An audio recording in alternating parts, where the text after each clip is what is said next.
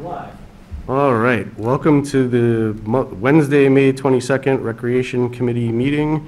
Could I have a motion to open the meeting? Motion to open. I second. All in favor? Aye. All right, excellent. Well, we have quorum again, which is great. So we're going to go through a couple of things real quick.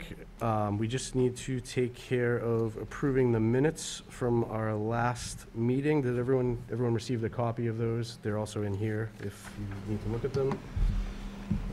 Any questions on the minutes? None. No. Okay. Would someone like to make a motion to approve the minutes from the 3/27/24 Recreation Committee meeting? I move to do so. I second. All in favor? Aye. Great job with the minutes, by Oh, the way. thank you. So after the meeting, these just have to be forwarded to the town clerk so that they can get posted. I'll send you Got all it. the info on. So it's all electronic. I didn't know if I needed to actually Nope, give them a you can just physical email. copy. Got it. Okay. And then where it says like minutes were approved on, I just write that the date. of Today's today. date, yep, Got it. Okay. exactly. Thank you. Excellent. So, just in terms of order, since we have someone joining us tonight, I'd like to go out of order on our agenda and talk about the Bagnell School Garden first. Does everyone? That sounds Sure. perfectly reasonable. So we have Stephanie, is it Sealing? Ceiling, yep. So Stephanie, thanks for coming in. I know that you've been working on the Bagnell School Garden. Rebecca Oldham had sent me some information. I know Pat was at a meeting last week. Last week. So we'd love to hear a little bit about what's going on with that project, and then maybe talk about, how the Recreation Committee could help, certainly answer any of your questions. That would be great. So tell us a little about the project and what's going on. Okay. So if you haven't been back there, a couple years ago, there was a really beautiful school garden. Some parent volunteers and teachers had set it up. It had 23 raised beds, and it was a really gorgeous outdoor learning space for the kids, and very well loved from what I hear. And then the pandemic happened, and it just went out of use. There was no one there to tend it. Nobody was at the school. So I'm a member of the garden club, and someone in the garden club said, "Oh, you're a Bagnall mom. How about you go take a look over there?" So I went and looked, and it was very overgrown. So we have basically 3 garden spaces. It's a 50 by 50 foot space next to a 20 by 20 foot space, and then on this side, there's a strip that's about 8 feet by maybe 50. Just to give you a brief example, in the 50 by 50 foot space, there were 50 saplings. I went and counted them all, 12 feet high. You had to kind of walk through like this. It was totally overgrown. So I put out a call for people to come and, hey, let's have a clearing day. There was a ton of support from Jim Day, from the PTA. The parents I anecdotally talked to were like, that's a great idea. Rebecca was immediately responsive, very, very helpful. So there just feels like there's a lot of positive energy behind it. So we had our first clearing day. About 30 folks came out, in addition to Bill Dunn with his excavator. We cleared the entire space in about 4 hours. It's basically down to nothing. And then Steve Collins came out a few days later with his rototiller and tilled the entire space. So we've basically got a blank slate to work with. Yeah, fantastic. And then we're lucky that we have in the Bagnall parent community right now a bunch of really talented folks. Eric Marino of the Modern Oak is the parent of a 2nd grader and a kindergartner, and he's a landscape architect. So he very kindly offered to work up a plan for the new garden. Right now on the lead team, there's 4 of us. We're all parent volunteers, myself, Eric, Lori Smith, and Carrie Bowers. And so with input from us, he drew up a plan.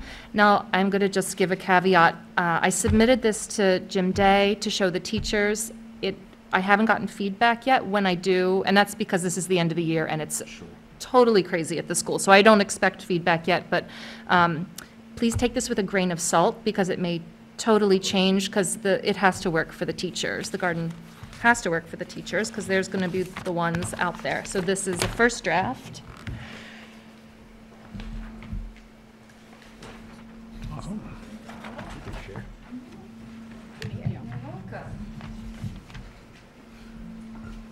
So imagine the garden before. It was mostly raised beds. There were also vines. There were some perennials, some bulbs. I wasn't here all those years ago, so just from what I hear, there was a lot of vegetable production. They did a fun thing called Tasting Tuesdays, where they took the food that they made, they gave it to the cafeteria. The cafeteria staff made a little cup for everybody, and then all the kids got to taste the food and then give it a yum or a yuck sticker if they wanted to. So they were using what they produced directly for the students. And then over the summer, what I was told was that a parent would sign up, a parent or family would sign up for a week. They could go weed and harvest and then take the food home with them, which is great because there's a question of what do you do with a producing garden over the summer to school. So if you look at what we've got here, there's raised beds. My goal with the garden was to make it as low maintenance as possible because we've got teachers who are really strapped for time and very, doing everything they can, and then parent volunteers. So the 8 beds are for vegetables, fruit, that sort of thing. Our idea is to make them accessible for a wheelchair if possible, to have one bed raised off the ground so that a wheelchair can fit under, and the main path to be wide enough for a wheelchair to fit down. Top right, you've got shaded seating. We already have these picnic tables. We just moved them out. We're going to move them back in. The trees on the side should provide some natural shade. Top left is going to be a native pollinator garden. And there's 2 reasons for this. The one is that it's wonderful to have pollinators in the garden. It'll bring butterflies, and that'll help the vegetables. Within that, we made a little path and a calming space.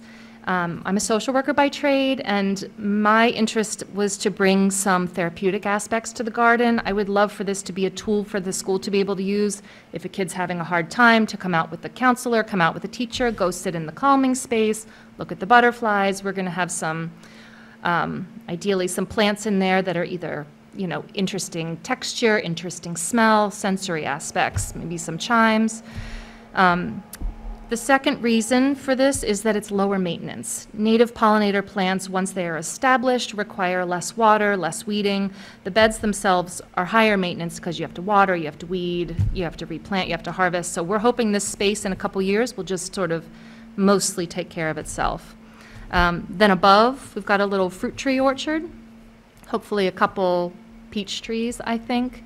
And then in the front, the strip to the left, we'd like that to be a reading space, just mini clover, something soft to sit on, and to have maybe a little free library box. This was a reading space in the first garden, and apparently they really loved that, just to have a space for the kids to go. One of the teachers, Marilyn Judson, has offered to donate a bench, so she's already on top of that. So that's what we've got as an idea, and we're just waiting to hear what the teachers think. Oh, that's fantastic. I Yeah. mean, Yeah. It's really the layout and design is awesome. Yeah. Just a couple quick questions. So obviously you're waiting for the teachers to get back to you, which I'm sure, like you said, I know this is a busy time of year. Yeah. A couple more weeks to go, right? Is this something that you plan to work on over the summer? Are you thinking it's going to happen in the fall? Okay. Ideally, I'd like to plant and kind of open the garden in the fall. Being the member of the garden club, I've talked a lot to Diane Plantamura about this, and she's the master gardener who's heading up the rewilding at VC. She's got a lot of really great information, and she said September's the best time to plant because it's cooler, the vegetables and everything aren't going to suffer under the sun. Plus, I think it would be a nice way to welcome the kids back, to Sure. open the garden, maybe have a little ceremony. So the idea would be to lay all the foundational work during the summer and then plant in September.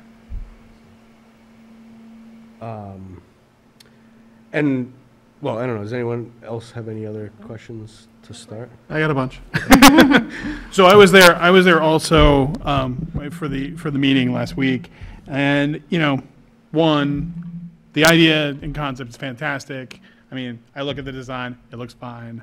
I think what can happen if you get too many hands in the pie is that you get paralysis by analysis kind of thing. So to me, the thought is this is something that is not working currently. And the idea is to make it so that it is a producing asset for the school and will be great for the community also, all that stuff. So, the way I sort of think about it is, okay, I mean, how much, negative feedback are, some folks, some teachers who are going to be, involved in this? I mean, Principal Day was super supportive, loved the idea. I think Rebecca was super on board from the town. To me, like, some things that I see as, potential issues. Are there any, he was saying that sometimes you have to ask the town to do various things and, so I would want to check with Rebecca to see if there are any requirements about, like, how big can this be? What sort of oversight from the town is necessary, if any? Like, those sort of things would be things, and I'm, I'm happy to take lead to talk to those people.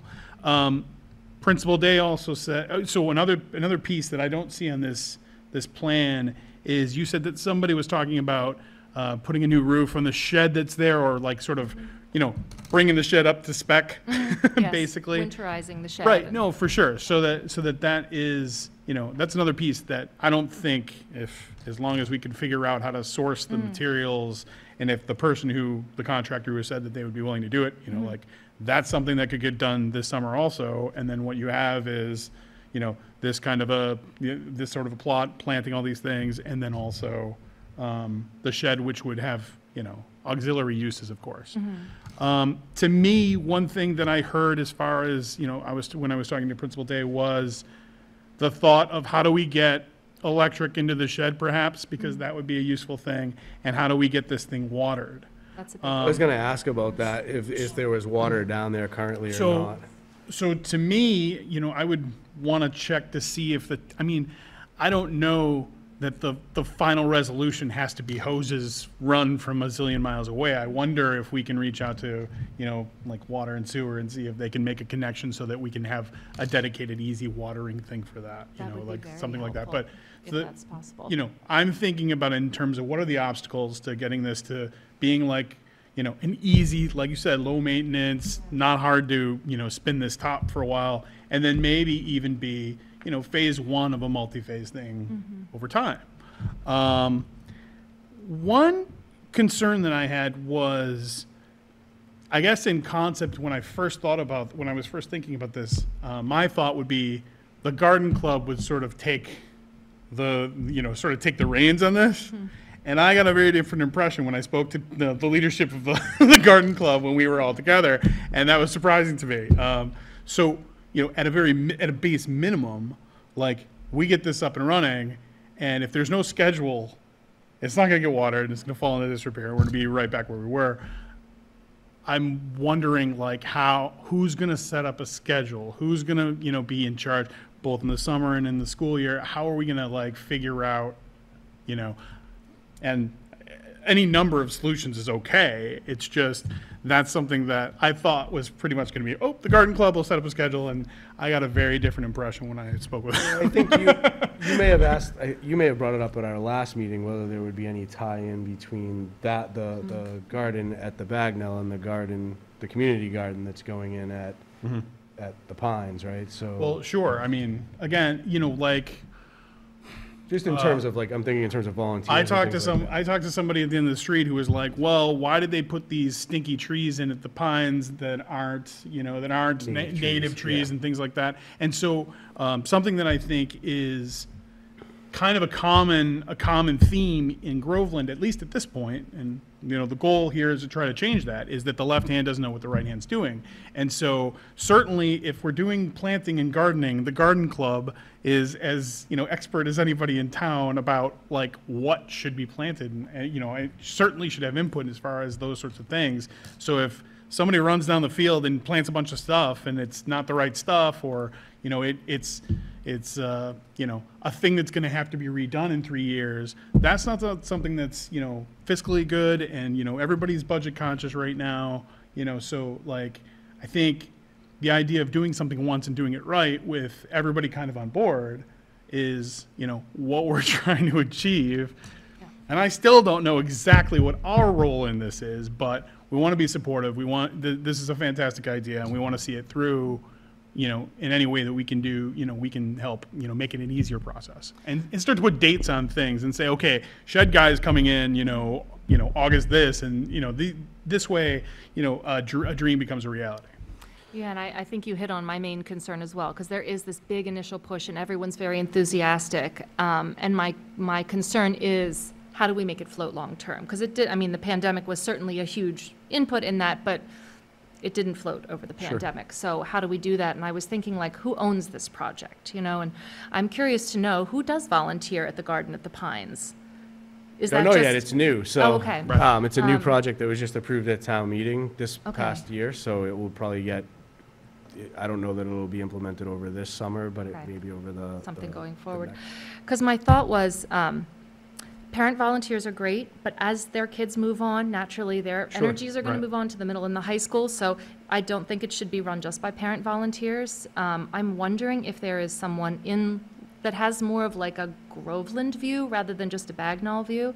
Because in thinking about this garden, it could be more than just a Bagnall resource. It could be a community resource. We could have the monarch gardener come in and do something for the community, teaching about monarch butterflies. We could have yoga pop-ups. Well, and this is exactly why my initial thought was the garden club was a perfect example for like overseeing the day-to-day, the day-to-day management of it, setting a schedule, and things like that. Not necessarily that they would be stuck with doing all the work, Right. but rather just the sort of scheduling and making sure that, so-and-so did this and everything looks the way it is, or these plants are trash and we need to switch it up, or, like those kinds of things. Well, we do have someone on our lead team who is a lawyer by trade and very good at scheduling and has offered to do the schedule organizing part. So I'm going to speak with her about that. And the garden club has offered to be available in an advisory capacity. And they already have. They came to the meeting and they said, don't plant this kind of tree, plant this kind, it'll be easier. So I do plan to reach out to them. Because I also do feel strongly about having native plants. It's easier, it's better for the ecology, and great for kids to learn about. So I really want them to be in on that. But I don't think they're in the place to really own the project now. Now, 5 years down the road, if this kind of goes and there's younger parents who get involved in the garden club, maybe that changes. If you have 5 or 6 Bagnall parents who are in the garden club and know a lot, then maybe it does change hands. Well, and the other option, the other obvious option is that Bagnall, takes lead on it, and so Principal Day, delegates this to some sub-segment of the school and sort of make sure that, that gets handled, because the kids are going to be coming out and taking advantage of this thing, and hopefully we can get Tasting Tuesdays back and all that sort of good stuff, and, that. Yeah, I think so a couple things come to mind. I think this is all really important stuff to figure out, is how do we, all this work is going into the planning of this. This looks absolutely fantastic. How do we keep it going and make it sustainable over the long term? Some things pop into my head just around, who, just from a property point of view, who owns the garden? Is it the school? Is it the town? Like that actual, probably the shed, for example. Looking on the like GIS, Yeah, it looks like the town owns this big Bagnall parcel. correct. And so, I think we could certainly check with it, but at Well, least at yeah. first blush, it seems like the town owns it, but Bagnall kind of controls it. Right. So I just want to make sure we have that sorted out Yeah. Right. in terms of, like, I don't want to make a recommendation that, hey, the recreation committee can help with some of the facilitation and scheduling and stuff like that if it turns out, no, we have to do everything through Bagnall. We can ask Rebecca So that. Rebecca is the key person. to Yeah, talk we about that. can follow up with her on that and find out. And the same with the shed, like, if there's work that needs to be done on the shed, just making sure that everybody's on board and we know who we have to ask, right? Okay. Right. That's kind of just the little No, minutia super that we reasonable. need to Yeah, cover. it's important. But, one thought that I had, was, we do things with, like, the Pines, for example, where we're an advisory board for stuff that happens at the Pines. Can we do something similar to help out with this and maybe put out call for volunteers and help you get the word out for, hey, we need people to make this sustainable? I want to make sure we don't go outside of our kind of what we're responsible for. But I think if it's a town-owned, if we do find out, yep, it's under the purview of the town, we could certainly help facilitate some of that stuff. I'm personally not a gardener myself, so I don't know how much help I would be, but I'm sure we have folks that would be interested, and there's certainly other ways to help too with this. And the same with like the water and things like that, right? Can we work through, can we make a recommendation, for example, to the Board of Selectmen to extend a water pipe over there so you have, we Yeah. just need to sort some of that out. Unfortunately, Rebecca's not here tonight to ask, but we can follow up with her Okay. and get some details on that. Any other questions before I've got a couple. No question. I mean, just comment that, like, I think it's very intentional. I'm a social worker by trade as well. So as I was looking at this, I thought there's so many great things about it. Not even the, obvious therapeutic space of having the calming space, but just gardening in general and having like this sort of kind of tied into maybe not every day with the students. I understand that, like, I'm not a teacher, I don't make curriculum or anything like that, but how amazing it would be if it was even just part of that, like their quote unquote their learning, right? And this is part of and I think it kind of satisfies some of this other stuff too, right? Like if it was, I don't know, a kindergarten teacher's role, and I say kindergarten because that's when, the students come into the school.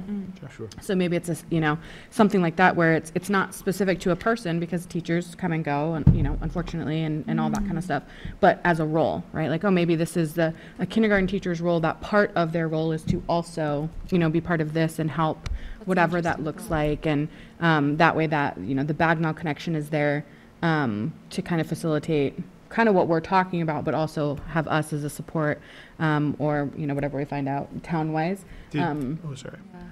Did Principal Day have any thought as to like, that kind of concept, like That's how the he first- could sort of potentially delegate some of it in Well, that if there's way? an interest in Right, doing of so. course, but I think he's looking to specific people with Mm-hmm. interest, because I know there are some teachers who were involved before who are still interested, but that's a really interesting idea to attach it to a role, because the same thing with, those teachers could move on.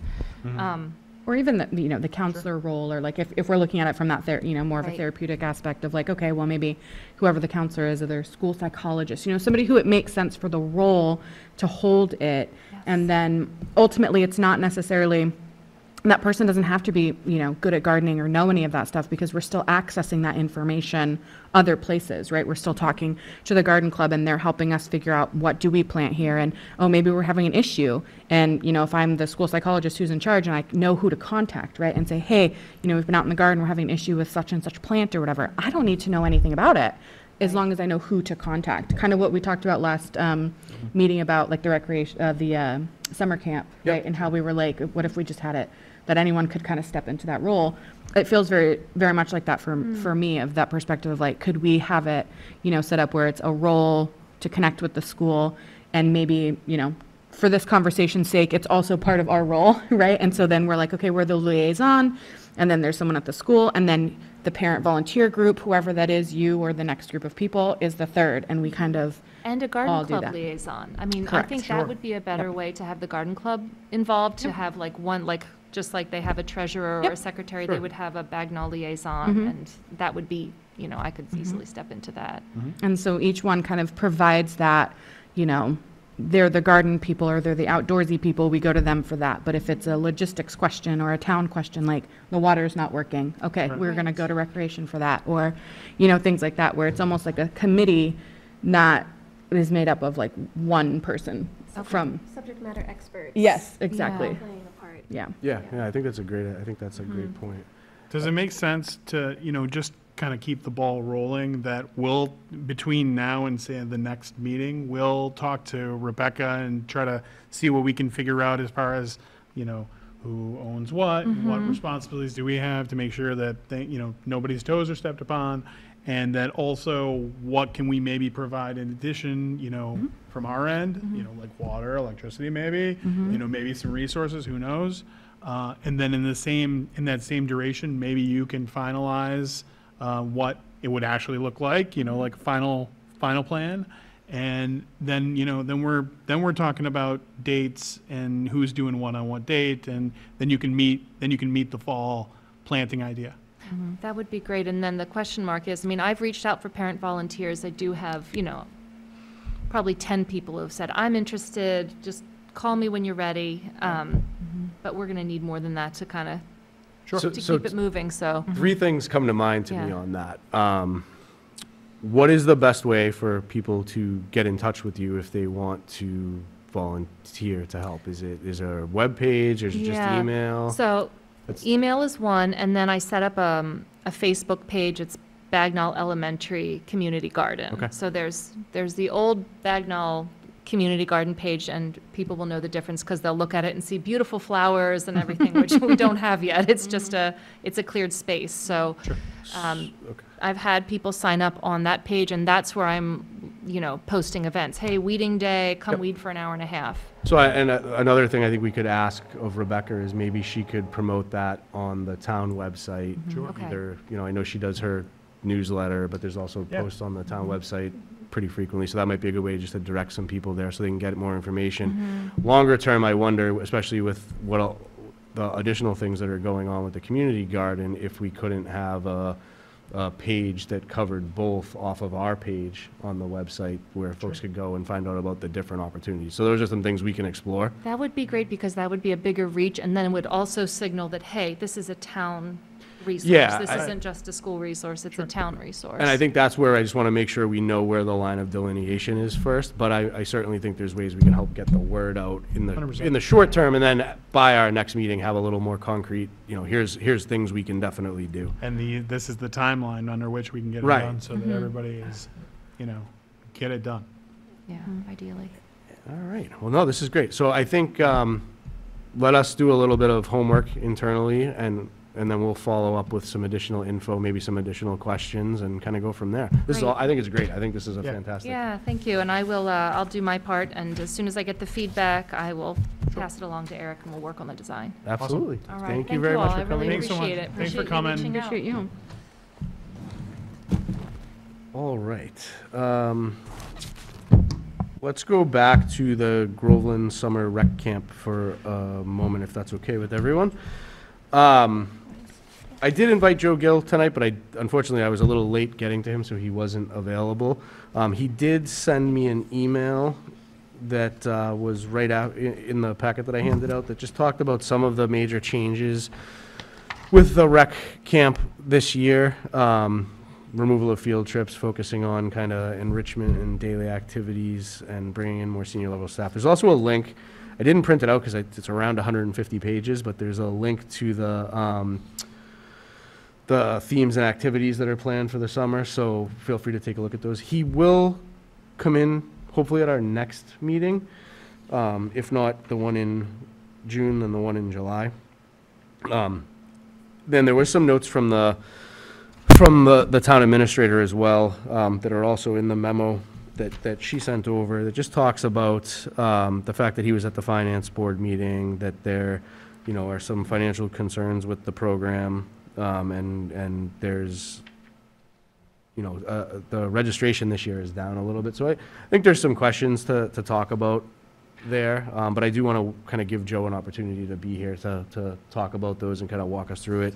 I saw a disparity between what he had in his materials as far as how many people were registered and what Rebecca said. Yeah, there's 89 in his and 6, that could have just been a typo, we can true that up. Yeah, I'm not sure, but I saw that too. one of my questions, sort of, broad questions about this is the idea of the summer camp, for purposes of the planning board, that this be a revenue positive, program, or is it more important that it is, is it more important that it produce revenue or something else? Do we know what the goal is of the program? I don't, to be honest with you. I know it's kind of, there's been waves, right? Certain times they've been in the positive and generated revenue, and then they've had some bigger expenses. A couple of years ago, they had to buy the storage unit that they store all the stuff in. It's outside the Bagnall. If you've done parent drop-off, you'll see it there. So I know that was a hit on their finances. So I think that's a good question. Again, I know there have been years I believe there have been years in the past where they've operated kind of in the black, right? Right. But I'm not sure that that's the case right now. So I think there's some additional questions that we can ask there when he comes in. Yeah, and I mean, also on that, along those lines, like, is the idea that we want a bunch of field trips, or is it that, we want, it seems that I understand when we're, looking to run lean, it's not the kind of thing, but when it was advertised in a very different way than it looks like it's going to come out. And I would imagine there's going to be some upset parents about, like, hey, I registered for this and this is not what I signed up Yeah, I for. think they were pretty upfront about the fact that there was no field trips this year. I mean, I think some of that was cost savings and some Sure. of that may have been, well, I think there was a number of different factors that went into it, but I think there was also just making sure that they had the right field trips in place and the right staff in place to support those field trips. So I think those are great questions when we get Joe in here to kind of Right. dig into what is the long-term plan? Is that something that they want to bring back? What do those look like if they do bring them back? Then it would be way better if we could possibly get him before the summer camp ends. Yeah, I You think know? I think that absolutely has to happen. So that maybe, like, at least if there's feedback to be given, it happens before, or at least, in the same duration as this year's programs happen. Yeah, well, and again, just planning for the future and Sure. the whole idea of, coming up with something that can be, that kind of, if somebody new were to step in the future, that they have Right. the ability to kind of take over and work from the groundwork that's already been put in place. I think that's really, really important. But I think it's also, I think your point is valid. Like, what is is it more about providing the service, or is it more about having a profit from the program? Well, right. I mean, is it to subsidize parents, like being Yeah. able to, have essentially daycare over the summers, and in part, and while at the same time providing this great experience? I don't know, and I think it's possible that could shift, or the idea that maybe we're not charging enough to make ends meet, things like that, but.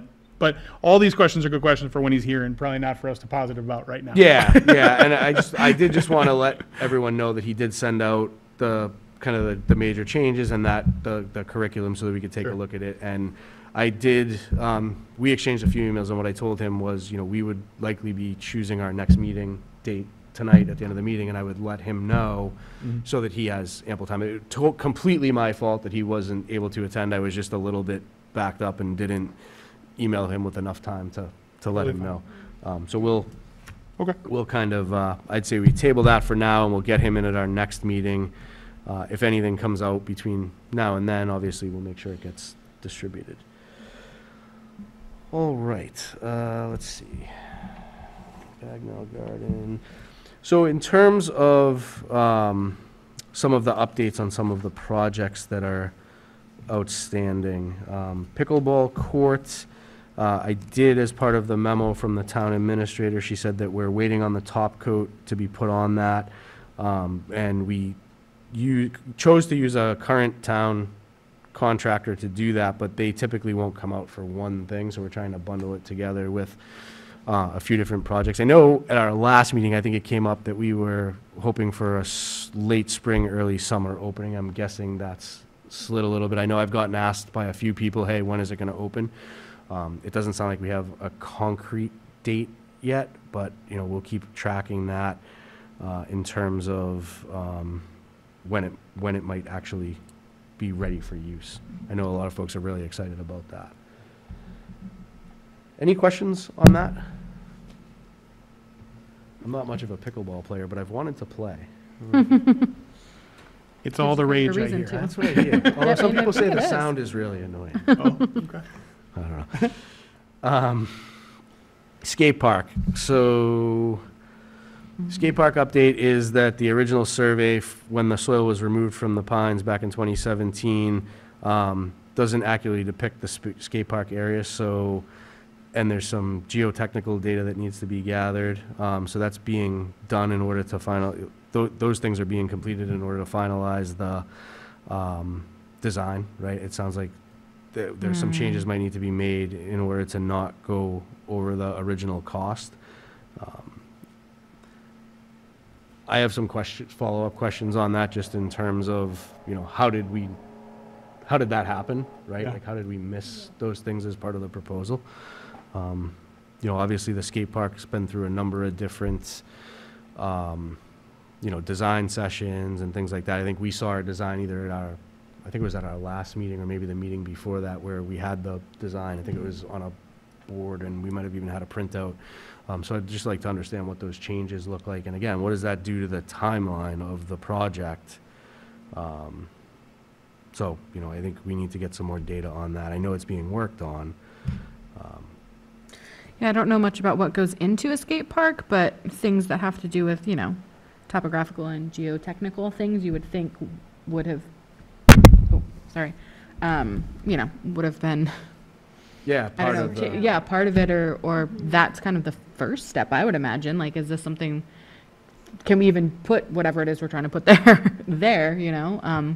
right, and I don't know, I mean, I don't think that this update is saying, hey, it can't go where we Right, right, said right. it's gonna go, but it might change the layout and things like that. And again, what does that do to the cost and the timeline of the project, right? Because this was approved at town meeting last year, so, you know, it'd Well, just be and- good to understand. And all this dovetails into my, you know, sort of initial question about, well, what is our role in terms of oversight and making sure things come on budget Yep. while, you know, like, who's scheduling what and who's making sure that, you know, the left hand is talking to the right hand vis-a-vis all these different boards and the contractors and whoever's doing what for, you know, getting this from approved at the warrant meeting to, you know, Yeah, and I outside want to ready. dive into that when we get to Yeah. that part of the agenda. I think it's a really important question and something that I've kind of been wondering about. And then just another update that was, you know, kind of as part of the overall updates, right? I guess we can put it under items not reasonably anticipated, but the splash pad, it sounds like there's some challenges there too related to a sinkhole and sewer, and I think that raises some of the same questions, right? What, Yeah. you know, should those, you know, how was that missed, right? Or how was that not factored into the design? And, or if it was, you know, did we, you know, are the timelines just slower than we, obviously you can't plan for a sinkhole, right? But I think sewer and things like that. So I think we just, you know, probably need a little more clarity on that, just so we understand exactly what is going on.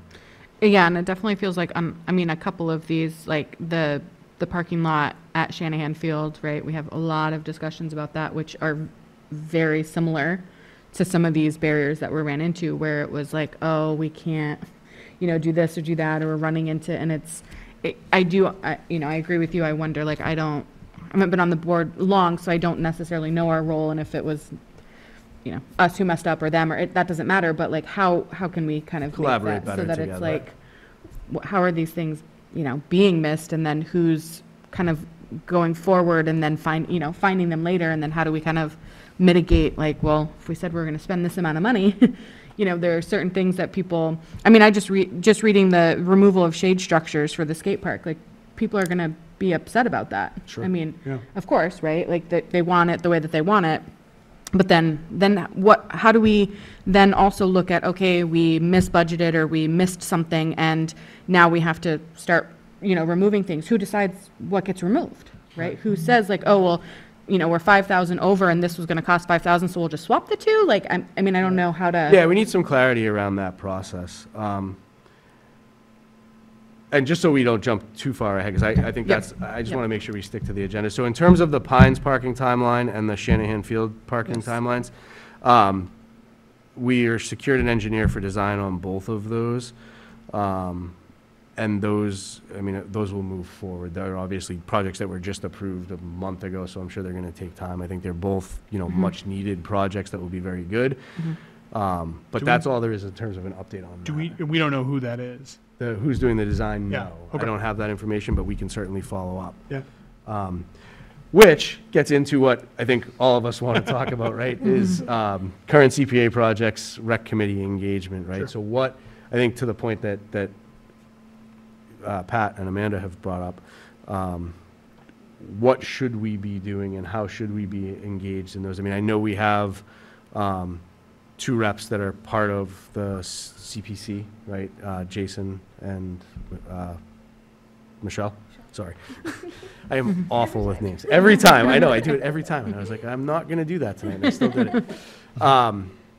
So I think, making sure that you guys are able to attend the meeting and, bring back questions and things like that is important. But then, outside of those meetings, what, if anything, should we be doing, right? And the concern or the question that I have is, oftentimes when the CPC projects go to town meeting, it's CPC and the rec committee are sponsoring this. Well, my feeling is if we're sponsoring this, then we have a stake and a responsibility.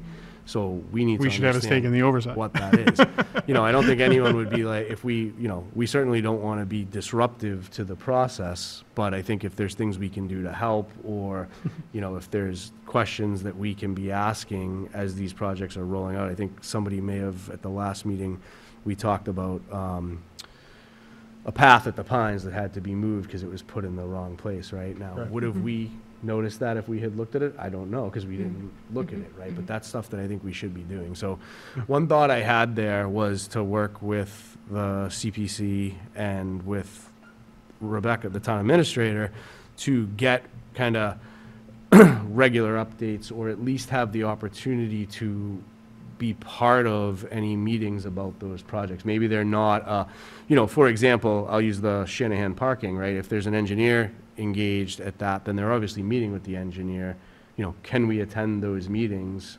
If, I don't know if CPC is attending those meetings or a representative from CPC, but can we be part of those meetings to understand, because I think we get asked a lot about, or at least I get asked a lot about project timelines, like, hey, when is the pickleball court going to open?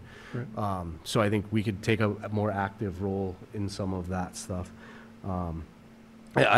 I don't know if anyone else has any thoughts or things they'd like to say. I mean, about that. I was just thinking even actively passive, are there emails that are communicating that we can at least be, someone on this committee or all of us can just be attached to just at least have eyes on? Sure. Those sort of things to, I think it's great when the town administrator is here and we're getting these updates and things, but for me, I mean, that's what it feels like. My role anyway is just to get the updates and then give some feedback on what the update is, but I don't feel like I'm part of Sure. any of these things, which I certainly can take, my own initiative in doing different things for it, but in terms of kind of what's already rolling and what's going on, it's like, okay, great, this person's being talked to, like there's definitely a disconnect on what is it that our role is. Is it to just know that these things are happening? Because it doesn't feel like that. It feels like we should be having our hand in it a bit more. Right, and one thought, and again, I don't want to overcomplicate things, but one thought would be, if there are 5 CPC projects that are in conjunction with recreation, should one of us be looped into, maybe, I don't necessarily want to handle all 5 of them. No. But, Right. maybe one of us is handling one of us is Yep. handling another. Just as a representative to bring back information, I think that's certainly a Yep. reasonable ask. Yep. And to ask questions, right? Yep. Especially once the project is approved, right? I think there's a different discussion around future CPA projects or CPC projects and what, we could be doing there. And I want to have that discussion. But, I think with the ones that are approved and are ongoing, I do think we should at least have, again, we're an advisory committee, so we're providing information, but if we, another set of eyes on something never hurts, in my Right. opinion, right? And just being able to bring information back to the committee and also to be able to get information out to the public too, right?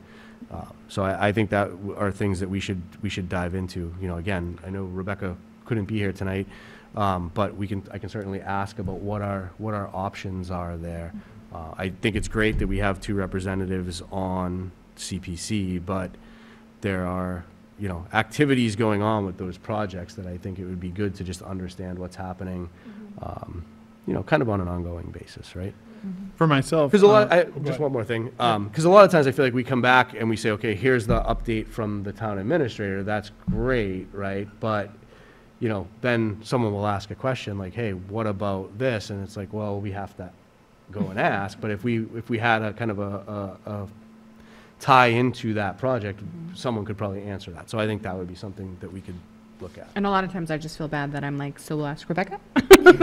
Like, she's the only, default. right? Like, just always ask her, whereas, as you're saying, could we just go to the source, if you will? 'Cause Yeah, if we yeah. each had that, or if it was, you have a question, I'm on this project, yep, I know who to contact. I right, don't right. necessarily, not Right, everything has basically to a go. project liaison Yep. for each one of the projects, once they move out of kind of the approval process, Mm-hmm. right? And I, you know, we do have to understand, you know, is the expectation that that is just the representative that's on CPC, the two representatives we have on CPC?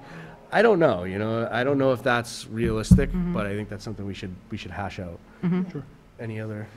I would just say for my part, I'm now a member of the planning board as well, and so I will be at all those meetings. So I can certainly, I mean, first of all, those meetings are all public too, like, and I think most of the boards are that way too. So if, you know, if we feel like we need to, you know, be places, we can definitely get involved that way. But I'm happy to report back on, you know, to the extent the planning board's a much more hands-on, you know, Yep. you know, situation. And I think, I would imagine that there's going to be overlap between these CPC programs and, you know, the planning board getting involved and things. So I'm happy to report back whenever, you know, with whatever information I have. Okay, any other discussion on current CPA projects? Is there anything we didn't cover? Washington Park basketball courts, there's being work done there, in terms of lines and hoops and stuff like that. I think that's about it for current projects. Yeah, I think so. So let's talk a little bit about future CPA projects, and I think this is an important one, right? So again, you know, my biggest concern is that if the committee is going to be, you know, if we're going to say, hey, we're recommending a project, or hey, we're doing this project in conjunction with CPC, what should we be doing during the planning process, right? And I don't know if anyone, I have some thoughts, but I don't know, what does the committee think? Why What don't would you give- like to see? Why don't you give your thoughts? Well, I think that, you know, if we're going to kind of help co-sponsor a project, that we should have an opportunity, you know, I'd like to see us maybe meeting with CPC, maybe a joint meeting, you know, whether it's a couple of times, once a year, or a couple of times a year, as those projects are getting ready to be brought to town meeting, to ask some questions, right? To understand, you know, the logistics of the project, you know, things like the sewer for the splash pad. Am I saying we would have asked that question? I don't know, but I always think if you can have more people thinking about the solution to a problem, you know, I understand the idea of too many cooks in the kitchen, but at the same time, when you're in kind of a planning phase, you know, I think more people thinking about it and asking questions is a valuable tool. Well, and to make more sure- people from different disciplines. So if you've got somebody from water That's what I was sewer thinking. talking Right. about the sewer issue at the park, I mean, it makes sense to be talking to water sewer, and, you know, that's not an extra cook in the kitchen. That's someone with a different set of eyes. Right, Looking right. at the problem in a different way, and that's something that, like, you know, would be beneficial, of course. So that's one thought I had, was to speak with CPC about, hey, could we, you know, again, understanding we have representatives to CPC that are taking part in those meetings and stuff like that, but prior to, say, the next town meeting, as those projects kind of get into the final planning stages, or maybe even earlier, if there's an appetite for it, you know, could we kind of have a collaborative meeting where we talk through the projects and just get an opportunity to ask some questions and understand, you know, the project goals, timelines, you know, things that need to be taken into account before the project can be completed, just so that, you know, if we're called upon to answer questions or defend a project, that we're able to do that, you know, not just because our name is on it, but because we understand. What the finance is. What's What the happening. planning is, what the, you know, logistics are. Yeah, 100%. And for me, you know, part of it is the connection and the networking that happens as well. That, like, you know, I don't personally know a ton of people in the town, but even again in these meetings, when someone says, you know, oh, I'm working with Joe, like, who? Like, I don't, right? And so even if it's something like that, where it's just, you know, for myself, but as, you know, a committee too, like, I don't know who that, you know, that woman was, and now I do, right? And so Right. now it's still that part of, like, okay, I've got a name, I've got a face, she talked about some of the things that she's involved in. So it's part of that, you know, that connection of, if we're in charge of rec stuff, you know, these are all people we're probably going to continue to Right. work with. Or maybe it's hey, we had a project, you know, 3 years ago, and we used so-and-so, and they told us about such and such, Yep. right? And, like, that's just Right. because we did it, whereas the people you know, that might be in charge of this new project or whatever may not have looked at that or known about that. Two largest projects on deck right now, you know, are both large paving projects. You know, I mean, these, you know, there are economies of scale. We're talking about all this stuff about how you want, you know. Yep. Right, so 100%. Yeah, so that's one thing I'd like to see, and maybe just even, you know, even just an understanding of what all the proposed projects are, Yeah. right? As they start to come in. And I'm sure that's documented somewhere, and we just may need to know where to look for it. But it would be good to have access to that, just so we can start thinking about it, right? You know, the way that, my understanding of the way the CPC projects work is they can be submitted by anybody in the community, right? And then the Community Preservation Committee looks at them and determines if there's a path forward, and then helps, you know, whoever submitted it to figure out funding and logistics and all that stuff. So I think that's great, but I just want to make sure we have an understanding of, you know, what the project is, what the impact is. If it's a obviously recreation only, Right, sure. recreation only. But if it's recreation related, that we have an understanding of what's happening. And also, you know, I think we have some purview into other things that are going on, and we will continue to develop that over time. So if there's competing priorities or projects that may overlap, is there a way to be more efficient when doing stuff? Any other? No, I agree. I think we just need to open lines of communication between CPC and us. Whatever best way that might be. Yeah, and like I said, I think, to me, a joint meeting probably Joint. makes sense at some point, you know, throughout the course of the year. I'm not saying we need to have every meeting be a joint meeting, but if we could meet with them once or twice a year, Especially like summer and then kind of maybe fall. yeah, Right. or, you know, Obviously, we're more busier in the summer than Right. right. mid-January, but So that's something I think we can propose. I can certainly talk to the chair of the CPC and see if that's something he would be agreeable to helping facilitate, and I'm certainly willing to help facilitate it from our perspective. And I think looking at too, when we were kind of talking about, you know, there's 5 kind of big-ish projects going on right now, there's 5 of us, or is it just, you know, the 2 members from here that are there? You know, also just thinking about the idea of that there's not always 5 big projects, right? There happens to be Right. right now. Maybe once these are all done, we'll have 1, we'll have 2, right? And so it isn't necessarily, I don't know if you guys have figured it out, but I'm very much like logistical on like, let's make this work long-term, Yeah, you know? So yeah. again, part of the idea, if we already have those 2 people and we know that those 2 people, whoever they are on our board, are part of that, then let's keep that, right? And then just be like, if there's 5, you guys got to split them, right? And we'll be there to support. But if there's not, right? And that way it's still just kind of that idea of 10 years from now, it's still whoever's from this board, you know, committee that's on that one, they're still those 2 same people, and it's not as much, you know what I'm saying? It's like, oh, well, my project's done, so I'm good, you know, Yeah. like. Right. I think the sort of overarching theme is connecting the people that are making these things happen. And, Steve's point is really well made. Like, your name is attached to these projects, and if they go crap, then people are going to be looking at Steve and saying, why did you do such a bad job with this? Well, it wasn't my job to put in the sidewalk on the, in this particular park. And instead of having that conversation, which is yucky, right? It's much Legal easier term. if we have a subject matter expert that's aware of the project, understands what's going on with it, and can at least raise concerns or answer questions. At the point of design, at Right. the point of, the beginning of implementation, as things go, as the stuff is getting built, if there's a problem, like, is there somebody who's going to, take the contractor to task if it doesn't go the way it's supposed to, Right. I wonder, but yeah, 100%. So I think that's stuff that we can, again, I'll reach out to the chair of CPC and I'll talk to the town administrator as well, and just see how we can facilitate that being a little more smooth in terms of communication. Because I do, again, and I think you brought it up again, the point is really valid. Like, I don't want to have to I don't want the committee to have to defend a project that we had no say in. had no real involvement in. Or an aspect of a project that we didn't have any input Right. on.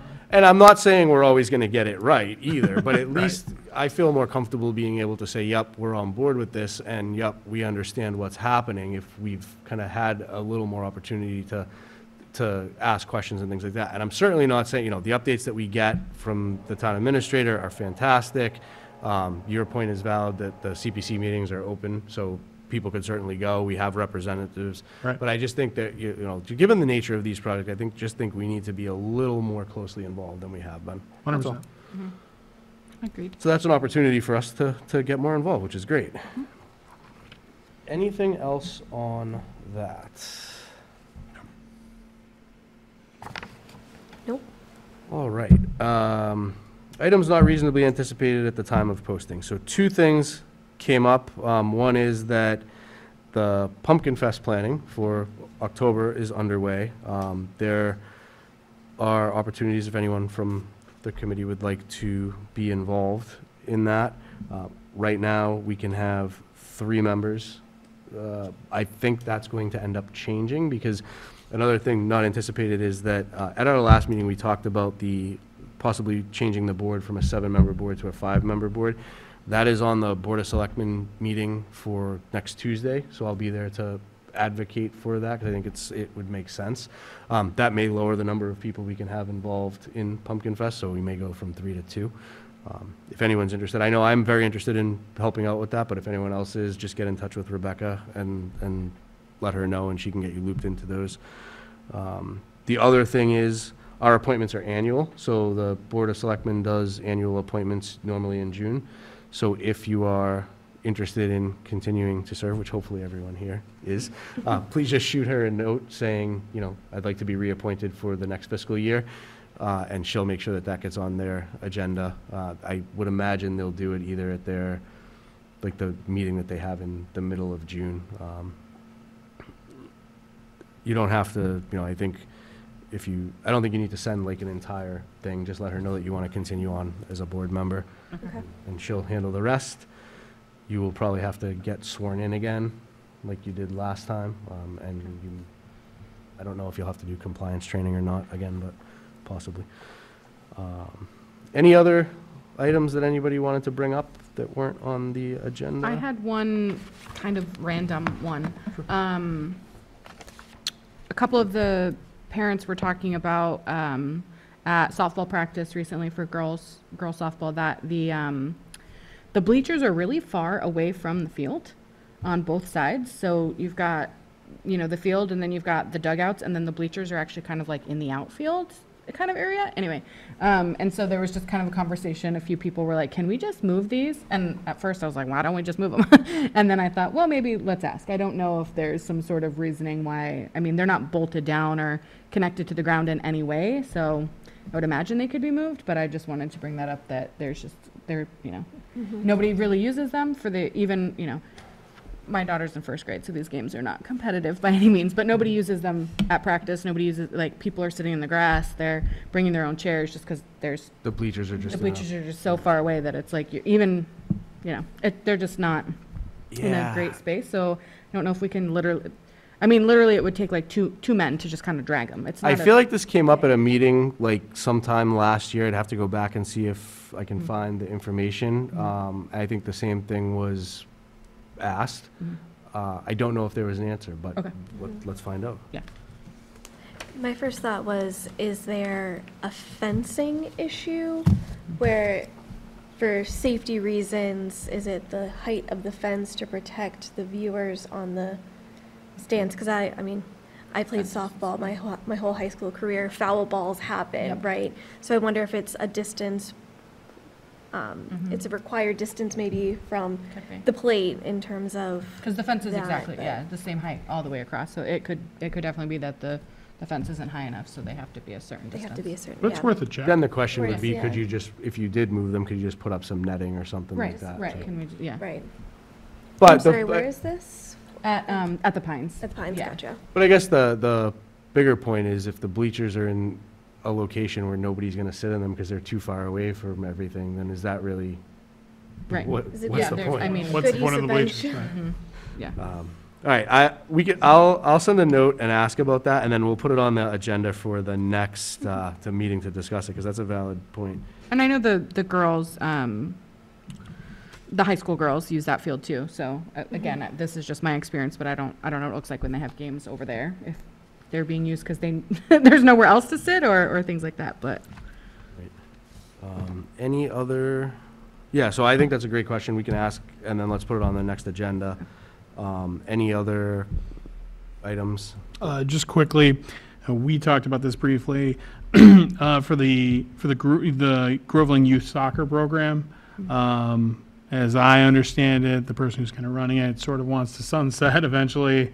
And what I wanted to explore is whether, instead of having just parent coaches, we could bring in a couple of seniors from the boys and girls team over at Pentucket or something along those lines to get, like, it'll look great on their college applications, but they'll also be the top of the pipeline. This is what you get to be if you do all this stuff and you go through all these processes. And so, maybe having, I have offered to reach out to the varsity coaches to see if we can, snag a couple of their students for the kids getting started. And this is what you're going to get in 8 years. You should have some input on what the pipeline looks like. And so that has a benefit of being cost neutral to the town. So the town actually doesn't have any cost impact on Groveland Youth Soccer. They're run as an independent organization. So I don't know that we can do much directly about that. That's my understanding. Sure. But GYS is like a whatever tax exempt thing that they have, I believe. But certainly, I think it's great that we're doing things to keep that program going. Sure. And I may have a contact or two for you that I can share. Sure. I was gonna say too, Karen LaBelle, that's what the varsity softball girls do for our softball girls, is that their varsity coach, as well as their seemingly entire team, there's always a lot of teenage girls there, actually run the practices for the younger girls and all that kind of stuff. And it's Watching what amazing. was happening, it was just a bunch of parents, and it seemed okay, but at the same point, I think someone who is kind of at the apex of high school performance, right? Like having one or two of them in one as role models to the kids who are starting, and two, they'll know the drills that that they work up to. So it seems like a really natural fit. Yeah. It's cost neutral to everybody. Yep. It's good on the applications for the kids that are going to do it, and it's good for the So coach community-based. to help. Well, right, 100%. And then the better the program is, the more kids will want to be in it. And if we're already making upgrades to Shanahan Field, vis-a-vis the parking issue, why the heck shouldn't we have make upgrades to the program as well? Yep. Yeah, I think if there's things we can do to help facilitate those communications happening. Sure. No reason not to. All right, any other items not reasonably interested? So the only other thing I wanted to chat about was our next meeting. It would typically fall on June 19th, but I believe that is a holiday. So we could potentially do either the 18th or the 26th, if we want to stick with Wednesdays. Wednesdays typically work pretty well for me. It would just be moving our meeting out 1 week if we wanted to do the 26th. I'm good on the 26th. I will not be in town on the 26th. The 26th should be fine for me. Are you okay with us meeting without you if you're not here? I am okay with that, yes. All right, so let's shoot for the 26th at 7:30 PM. If that changes or doesn't work, then obviously we can update it, but I want to start, ideally, I'd like us to meet the third Wednesday of every month, but there's holidays and things like that and vacations, especially over the summer, so we'll be flexible. But I want to make sure that we kind of keep that regular cadence going. I think there's a lot going on, and we should make sure that we're meeting. All right, I think that is it. Would someone like to make a motion to adjourn? I will move to adjourn the meeting At at 8:35. I second. all in favor? Aye. Aye.